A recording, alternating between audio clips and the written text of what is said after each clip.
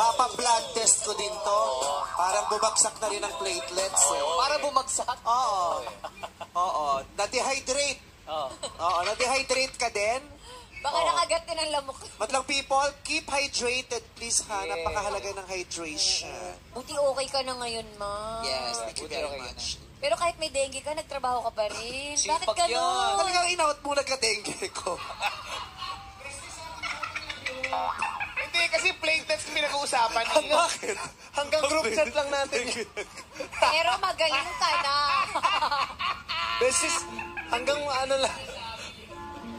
At saka sana alam ko na may dengue ko nung time na hindi ko nga alam, di ba? Kasi Nalaman ko na lang nasa tama. dulo. Ay, may dengue pala. Ay, nasabi niya na rin, mag-ingat po kayong lahat. Dahil Hydrated. Pero ma, nakakabilib ka.